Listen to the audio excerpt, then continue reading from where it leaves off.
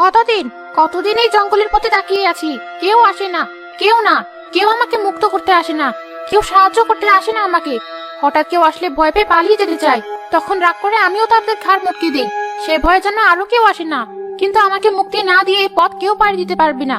আমার চোখ তুলে নেওয়ার প্রতিশোধ আমি নিয়েই ছাড়বো। অনেক বছর আগে মুরলী গ্রামে বাস করত খুবই সাহসী এক ব্যক্তি রবি। গ্রামের সবাই রবিকে খুব ভালোবাসতো আর ভরসা করত।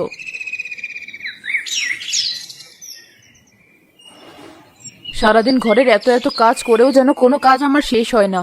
রান্না শেষ করে দেখি বাসন মাজতে হবে, বাসন মাজা শেষ হলে কাপড় ধুতে হবে। রোজ রোজ ধোয়া কাপড় কে পরে? এক কাপড় 2-3 দিন পরলে কি হয়? নিজেদের তো আর কষ্ট করে ধুতে হয় না। এই আজই শেষ, এরপর থেকে আমি আর এত কাপড় ধুয়ে দিতে পারবো না। যার যারটা সে ধুয়ে নিবে, তখন বুঝবে কেমন লাগে।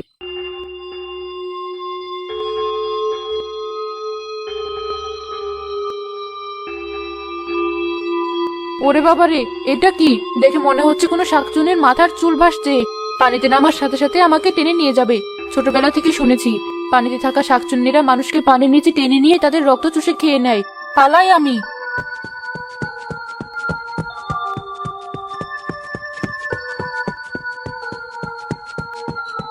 এভাবে এভাবে দৌড়াচ্ছ কেন?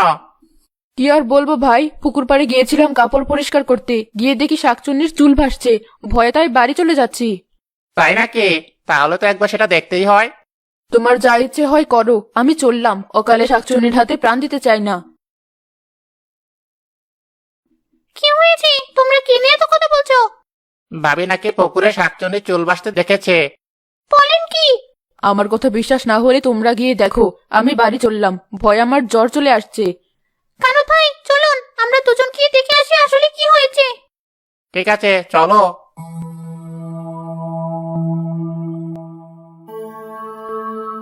আরে সত্যি তো, কত বড় বড় চুল! মানুষের চুল তো আর এত বড় হয় না।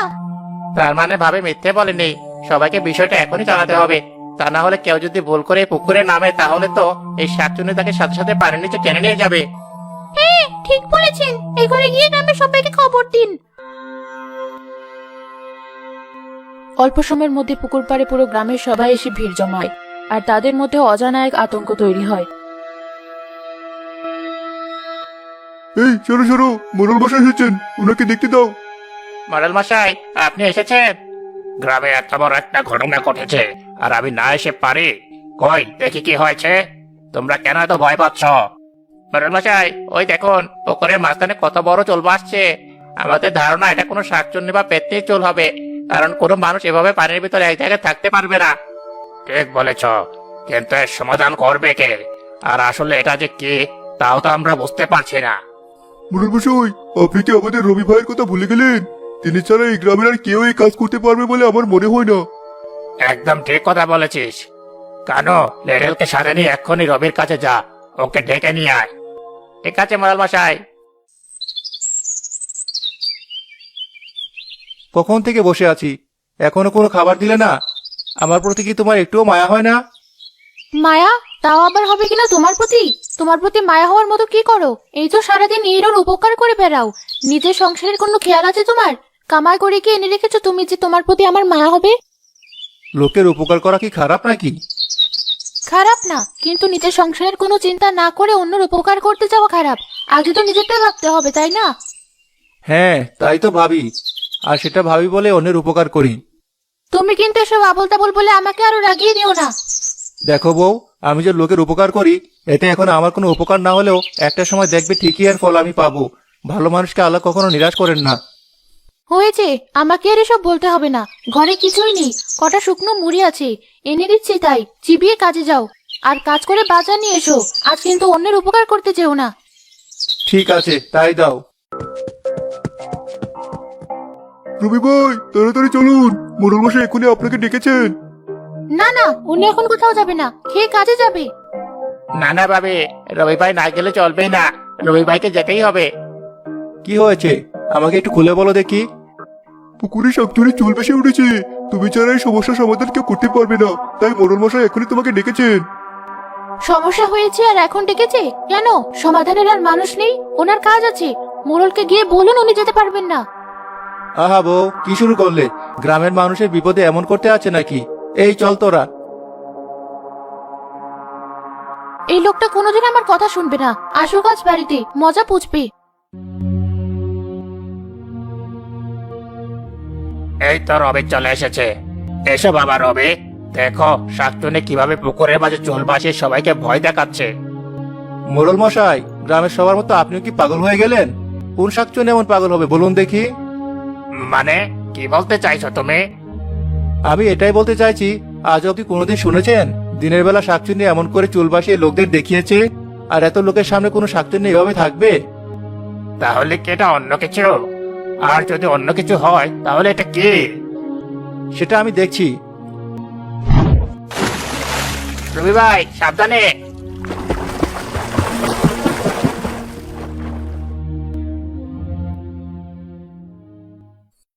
এই দেখুন আপনারা সবাই, একটা আলগা চুল এই ডালের সাথে আটকে ছিল, আর আপনারা ভেবেছেন শাকচুন্নির চুল? সে তো ঠিক আছে, কিন্তু এত বড় আলগা চুল এখানে এলো কোথা থেকে? মোড়ল মশাই, কিছুদিন আগে গ্রামে একটা মেলা হয়েছিল, ভুলে গেছেন? সেই মেলায় আগলা চুল বিক্রি হতো। হতে পারে কেউ কিনেছিল, পরে নষ্ট হয়ে গেছে বলে এখানে ফেলে দিয়েছে। তাই হবে। সামান্য এই চুলের জন্য কি ভয়টাই না পেয়েছি আমরা। সত্যি রবি ভাই, তুমি আছো বলে আমাদের বাঁচা, তা না হলে পুকুর পাড়ে কেউ আর আসার সাহসই পেত না। ঠিক আছে, এখন সবার ভয় কেটে গেছে, সন্দেহ দূর হয়ে গেছে। এবার সবাই সবার ঘরে ফিরে যাও।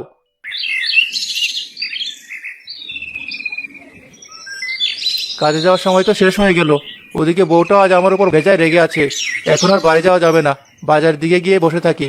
তারপর সন্ধ্যার দিকে না হয় বাড়ি যাওয়া যাবে, ততক্ষণে বউয়ের রাগও একটু কমে যাবে।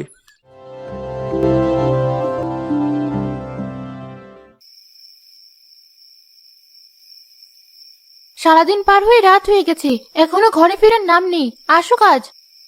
আর রাগ করো না বউ, এই তো আমি চলে এসেছি। চলে এসেছি, এসে আমাকে উদ্ধার করেছো। বাবা যে কার সাথে আমাকে বিয়ে দিয়েছে সেটা যদি জানতো। সেটা জানলে আমাকে মাথায় করে নাচতো। এখন কথা না বলে খেতে দাও, সারাদিন পেটে কিছু পড়েনি। কেন? যাদের উপকার করতে গিয়েছিলে তারা খেতে দেয়নি? আমি তো ভাবলাম তারাই তোমাকে খাওয়াচ্ছে, আর সাথে আরো 7 দিনের খাবার দিয়েও দিবে। এখন থেকে তুমি খালি হাতে চলে এসেছো। ঠিক আছে, খাবো না তোমার খাবার, এত কথা শোনাতে হয়? রাগ দেখিয়ে লাভ নেই। প্রতিদিনের মতো এটা ভেবো না যে এসব বলে রাগ করে শুয়ে পড়লে আমি তোমাকে খেতে দেবো। হ্যাঁ হ্যাঁ, দিতে হবে না তোমার, খাবো না তোমার ভাত আমি। বউটা বড্ড নিষ্ঠুর হয়ে গেছে, সত্যি করে আমাকে আর খেতে দিল না। না না, এখন থেকে আর এমন করে চলবে না দেখছি। আগে নিজের কাজ করে তারপর লোকের উপকার করতে যেতে হবে। কিন্তু আমি যে কারো বিপদের কথা শুনে চুপ করে বসে থাকতে পারি না। গ্রামে হঠাৎ কলেরা রোগের প্রাদুর্ভাব দেখা দেয়, তাতে বেশ কিছু মানুষও মারা যায়। লেঠেল, এখনই গিয়ে কবিরাজকে ডেকে নিয়ে আয়। সে কি চিকিৎসা দিচ্ছে তা আমি জানতে চাই। এত মানুষ কেন মারা যাচ্ছে? আমি তাকে বারবার বলেছি সবাইকে সঠিক চিকিৎসা দিতে। আমি এখনই যাচ্ছি মোড়ল মশাই।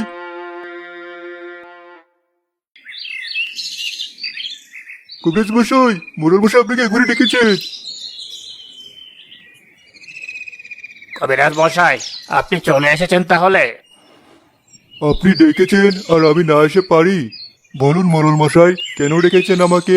আপনাকে আমি আগেই বলেছি গ্রামের লোকের যেন কোনো ক্ষতি না হয়। তারপরও কলেরায় কেন এত লোক মারা যাচ্ছে? চিকিৎসা না করে কি করেন আপনি? মোড়ল মশাই, আমি আমার সর্বোচ্চ দিয়েই তো চেষ্টা করে যাচ্ছি। আসলে এটা তো বেশি ছড়িয়ে গেছে যে আমি আর পেরে উঠছি না। তাছাড়া আমি তেমন বড় মাপের কোনো কবিরাজ নই। গ্রামে এখন যে অবস্থা, তাতে বড় একজন কবিরাজ দরকার, যার জ্ঞান এবং অভিজ্ঞতা অনেক বেশি। কিন্তু এমন অসময়ে কোথায় পাবো এমন একজন কবিরাজ? আমাদের গ্রামের পাশের জঙ্গল পেরিয়ে যে মিঠাপুকুর গ্রামে গ্রাম আছে, সেই গ্রামে একজন ভালো বড় কবিরাজ আছেন। কোনোভাবে তাকে যদি এই মহামারীর খবর দেওয়া যায়, তিনি অবশ্যই আসবেন। মিঠাপুকুর? আপনি জানেন না, মিঠাপুকুর যাওয়া সহজ নয়। ওই জঙ্গল কেউ পাড়ি দিতে পারে না। হ্যাঁ, সে তো আমি জানি, কিন্তু এছাড়া আর যে কোনো উপায় নেই। বসে বসে মানুষের মৃত্যু দেখা ছাড়া আমাদের আর কিছু করার থাকবে না। পুরুল বসুই, আমাদের রবি ভাইকে একবার বলে দেখবেন। আমি জেনে বুঝে এই কথা কি করে রবিকে বলবো বল দেখে? এমনিতেই সব ঝুঁকিপূর্ণ কাজ রবিই করে, তাই বলে এমন কাজে আমি ওকেই ডাকবো? আপনি রবিকে একবার বলে দেখেন, সে যদি রাজি হয় হবে, না হলে দরকার নেই। বেশ, তোরা যখন এত করে বলছিস তাহলে যা, রবিকে একবার ডেকে নিয়ে আয়। কি হলো? ভাত না খেয়ে এমন শুধু এদিক ওদিক করছো কেন? চারপাশে কি শুরু হয়েছে দেখছো না? কিছুই ভালো লাগছে না। কতগুলো মানুষ সকালে মারা গেল, এসব দেখে শুনে কি আর ভালো লাগে? তোমার অত ওসব নিয়ে মাথা কামাতে হবে না। তুমি তোমার মতো থাকো, আর কারোর সাথে বেশি মেলামেশা করবে না। আমিও পাড়ার লোকেদের বলে দিয়েছি এই বাড়ির আনাচে কানাচে যেন কেউ না আসে। তোমার মনটা এমন পাথর কেন আমি বুঝি না। রুবি ভাই, বাড়ি আছো? ওই এসেছে, এই ভয়ে আমি ছিলাম। তুমি একটা কথাও বলবে না, আমি বাইরে গিয়ে বলে দিচ্ছি তুমি নেই। এই যে মোড়লের লিটেল, মোড়লকে গিয়ে বলো সে বাড়িতে নেই। ও, আসলে গিয়ে দেখা করতে বলবেন ভাবি। কেন? তাকে দিয়ে এত কিসের দরকার? ওই কলেরার বিষয়ে একটু কথা বলবে। এই তো আমি আছি, চলো। তুমি আজকেও যাবে আমার কথা না শুনে? এই, আমার বই এমন পাগলামের কথা তুই আবার যেন কাউকে বলিস না, বুঝিস তো, মেয়ে মানুষ। হ্যাঁ, ওসব আমি কিছু বলবো না। রবি, তুমি এসেছো? কি হয়েছে মোড়ল মশাই, আপনাকে এমন দেখাচ্ছে কেন? আমি বলছি, আসলে আমার চিকিৎসা তেমন আর কাজ দিচ্ছে না। একজন অভিজ্ঞ কবিরাজ দরকার, আর সেই কবিরাজ আছেন মিঠাপুকুর গ্রামে। তোমাকে গিয়ে তাকে সাথে করে নিয়ে আসতে হবে। বেশ, তো নিয়ে আসবো, এতে তো চিন্তা করার কি আছে। কিন্তু ওই জঙ্গল পাড়ি দিয়ে যেতে হবে যে, আর ওই জঙ্গলে আছে এক চোখা পেতনি। তার কাহিনী তো সব জানো নাকি? ওসব আমি দেখে নেব, আপনার ওসব নিয়ে ভাবতে হবে না। এখনই বেরিয়ে পড়ছি আমি। রেটেল, তুই শুধু আমার বউকে বলে দিস আমার ফিরতে দেরি হবে, আমি একটা কাজে বেরিয়েছি। ঠিক আছে। আরে, এতদিন পর একজন মানুষ, এতদিন পরই রাস্তায় একজন মানুষ পেয়েছি। যে করেই হোক আমার নিজেকে মুক্ত করতেই হবে। সবাই যে পেত্নির কথা বলে, সেই পেত্নি কি সত্যি এই জঙ্গলে আছে, নাকি সেটা একটা গল্প? আর যদি সত্যি সেই পেত্নি এখানে থেকে থাকে আর আমার সামনে চলে আসে, তখন আমি কি করব? ধুর, কিসব ভাবছি আমি? এসব হতেই পারে না। এসব ভেবে নিজের মনকে ভয় দেখানো যাবে না। অনেকটা হেঁটেছি, এবার ওই বড় গাছটার নিচে গিয়ে একটু বসি। ওকে একটু খাবার দিই। ঘুম থেকে উঠে নিশ্চয়ই ওর অনেক খিদে লাগবে। ঘুম থেকে উঠে খাবার পেলে তখন খুশি হয়ে যাবে আর আমাকেই সাহায্য করবে।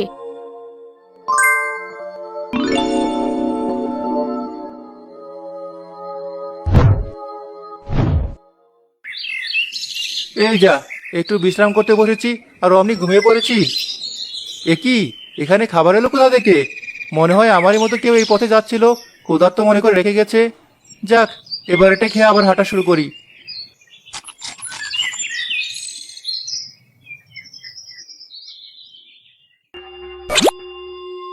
এই দাঁড়া, খাবারের দাম না দিয়ে কোথায় যাচ্ছিস? খাবারের দাম? কে তুমি, আর তোমাকে কেন আমি খাবারের দাম দেব? আমাকে দেখে বুঝতে পারছিস না কে আমি? আমাকে দেখে তোর ভয় লাগছে না? না, লাগছে না। আমি কাউকে দেখে ভয় পাই না। বেশ, তাহলে তো খুব ভালো। কিন্তু আমার খাবারের দাম না দিয়ে তুই তো কোথাও যেতে পারবি না। যেতে চাইলেই তোর ঘাড় আমি মটকে দেব। বেশ, তো বলো কত টাকা দিতে হবে, এখনই দিয়ে দিচ্ছি। না না, টাকা দিয়ে আমার খাবারের দাম দেওয়া যাবে না। আমার খাবারের দাম দিতে হলে তোকে আমাকে সাথে নিয়ে যেতে হবে। মানে কি বলছো এসব? তোমাকে আমার সাথে নেব কি করে? আর তুমি নিজে যেতে পারো না? আমি নিজে যেতে পারলে তোকে বলতাম না। এখন বল, তুই কি আমাকে তোর সঙ্গে নিয়ে যাবি নাকি এখানে প্রাণ দিবি? এই পেতনি আমার সাথে কেন যেতে চাইছে? কিন্তু ওকে না নিয়ে গেলে তো আমাকেও যেতে দেবে না। ওদিকে গ্রামে একের পর এক মানুষ মারা যাচ্ছে। কি করব আমি? আগে এই পেতনিকে সাথে নিয়ে যাই, তারপর যা হয় দেখা যাবে। ঠিক আছে, চলো।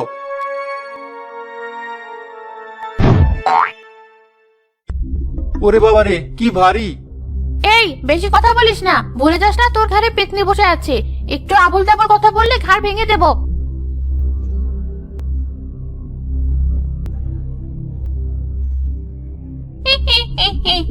এবার আমার প্রতিশোধ নেওয়া থেকে কেউ আটকাতে পারবে না। তোকে অনেক ধন্যবাদ, আসি আমি। ঠিক আছে। কিছুই বুঝলাম না, এই পেতনি আমার ঘাড়ে করে কেন এই গ্রামে আসলো। সে যাই হোক, আমি আগে কবিরাজের সাথে কথা বলি।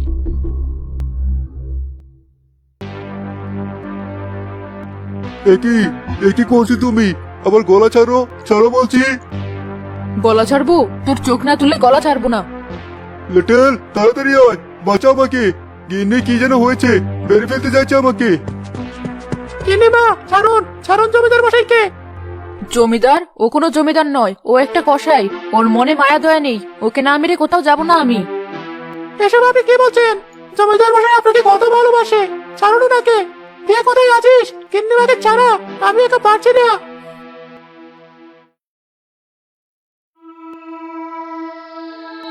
উরে বাবা, একটু জন্য বেঁচে গিয়েছি। লেটেল, গিন্নির আচরণ দেখে আমার আর বোঝার বাকি নেই যে ওর ভিতর অন্য কেউ বাস করছে। তাড়াতাড়ি গিয়ে কবিরাজকে ডেকে নিয়ে আয়। এইভাবে বেশিক্ষণ ওকে আটকে রাখা যাবে না। হ্যাঁ, এখনই যাচ্ছি আমি। তুমি এত দূর থেকে নিজের জীবন বাজি রেখে এসেছো, তোমাকে আর না করে কি করে? তাছাড়া অনেক মানুষের জীবনের ব্যাপার। চলো তাহলে, দেখি আমি তোমাদের উপকার করতে পারি কিনা। আমরা আপনার কাছে তাহলে চিরদিন কৃতজ্ঞ থাকবো কবিরাজ মশাই। আর দেরি না করে আপনি এবার চলুন তাহলে। আরে কবিরাজ মশাই, কোথায় যাচ্ছেন আপনি? তাড়াতাড়ি জমিদারের বাড়িতে চলুন। জমিদার মশাই এখনই আপনাকে ডেকেছেন। গিন্নিমা জানি কেমন করছে। হাই সৃষ্টিকর্তা, চল তাড়াতাড়ি। তুমিও চলো, জমিদার বাড়ির কাজ শেষ করে ওখান থেকে তোমার সাথে যাব। ঠিক আছে, চলুন। কবিরাজ মশাই, দেখুন আমার গিন্নি কেমন করছে। বাঁচানোকে আপনি, ও আমাকে মারতে চাইছে। এটি সর্বনাশ। এ তো আপনার গিন্নি নয় জমিদার মশাই, এর ভেতর সে এক চোখা পেতনি ভর করেছে। কি বলছেন এসব আপনি? ও কি করে এখানে এলো? ওর তো এই গ্রামে ঢুকতে পারার কথা নয়। তুমি কি তাহলে পেতনিকে সাথে নিয়ে এসেছো? এই জন্যই তুমি এই জঙ্গল পার হতে পেরেছো? হি হি হি হি হি। হ্যাঁ, ওর সাথে এসেছি। বলেছিলাম না আমি আসবো। আমি তো এসব কিছুই জানতাম না। কি হয়েছে দয়া করে আমাকে বলুন। আমি আপনাদের কোনো ক্ষতি চাই না। আমি বলছি, আমি এই জমিদার বাড়ির সামান্য দাসী ছিলাম। জমিদার এই গ্রামের অনেকের সম্পত্তির দলিল লুকিয়ে রেখেছিল। সেটা আমি একদিন দেখে ফেলি। দেখার পর পালাতে গিয়ে ধরা পড়ে যাই। আর ওই জমিদার আমার একটা চোখ তুলে ফেলে। আমি ছটফট করতে করতে মরে যাই। আমি ওর একটা চোখ চাই, তা না হলে আমি শান্তি পাবো না। দয়া করে আমাকে ক্ষমা করো। আমি এমন ভুল আর কোনোদিনও করবো না। আমার ভুল হয়ে গেছে, ক্ষমা করো আমাকে। না, তোর ক্ষমা হবে না। আমি তোকে ক্ষমা করব না। দেখো, কেউ একটা অপরাধ করলে সেই অপরাধের শাস্তি যদি তাকে তাই দেওয়া হয়, তাহলে তার আর তোমার মধ্যে পার্থক্য থাকবে কোথায়? তুমি ওকে ক্ষমা করো আর অন্য কিছু চাও। তোর কথা আমার মন ছুঁয়েছে। বেশ, ওকে আমি ক্ষমা করলাম, কিন্তু বিনিময়ে সবার দলিল ফিরিয়ে দিতে হবে।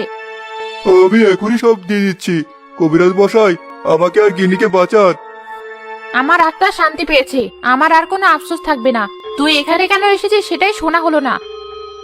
আমার গ্রামের সবাই কলেরায় মারা যাচ্ছে, তাই কবিরাজকে নিতে এসেছিলাম। এই নে ওষুধ। এই ওষুধ একবার খেলেই কলেরা সেরে যাবে। আমি চললাম, ভালো থাক তোরা। তুমিও ভালো থেকো।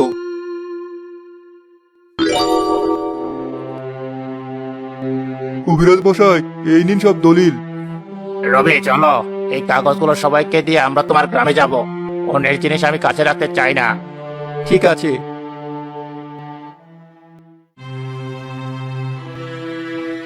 রবি যে এখনো কবিরাজ মশাইকে নিয়ে ফিরে এলো না, তবে কি ওই এক চোখা পেতনি রবিকে মেরে ফেললো? মরল মশাই, দয়া করে এসে বলবেন না। আমাদের রবির কিছুই হবে না। গ্রামের সবার দোয়া আছে ওর মাথায়। দেখবেন গ্রামের মানুষকে বাঁচাতেও ঠিক কবিরাজ মশাইকে নিয়ে ফিরে আসবে। তাই যেন হয়। কবিরাজ আর রবি গ্রামে এসে পেতনির দেওয়া সেই ওষুধ সবাইকে দেয়।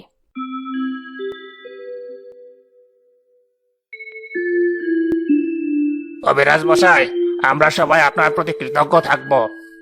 যদি কৃতজ্ঞ থাকতে হয় তাহলে রবির পর থাকুন, কারণ এই ওষুধ রবির জন্য আমরা পেয়েছি। এক চোখা পেতে আমাদের এই ওষুধ দিয়েছে, সেই সাথে আমাদের গ্রামকে অভিশাপ মুক্ত করেছে রবি। শুধু তাই নয়, এখন থেকে এই জঙ্গল পেরিয়ে এক গ্রাম থেকে আরেক গ্রামে যাওয়ার পথে আর কোনো বাধা নেই। সেই পেতনি মুক্তি পেয়েছে। রবি, তোমার মতো একজনকে পেয়ে আমরা সত্যিই ধন্য। তোমার মতো মানুষ ঘরে ঘরে জন্ম নেই। তুমি আমাদের গর্ব হয়ে থাকবে সারা জীবন। আমি এবার বাড়ি যাই মোরল মশাই। আমার বউটা যে কি রাগ করে আছে কে জানে। বেশ বেশ, যাও তুমি। লেটেল, তুই কবিরাজ মশাইয়ের জন্য খাবার আর থাকার ব্যবস্থা কর। আর পা টিপে টিপে ঘরে তুকতে হবে না তোরের মতো। বীরের মতো এসো। বাহ, আজ দেখি আমার বউয়ের মুখে ফুল ফুটেছে। তোমাকে অনেক কথা শুনিয়েছি, তার জন্য তুমি আমাকে ক্ষমা করে দিও। তোমার জন্য গর্বে আমার মন ভরে যাচ্ছে আজ। হয়েছে, আর এত সুনাম করতে হবে না। এবার তোমার হাতে রান্না করা মজা খাবার দাও দেখি। তুমি সারা জীবন এমনই থেকো।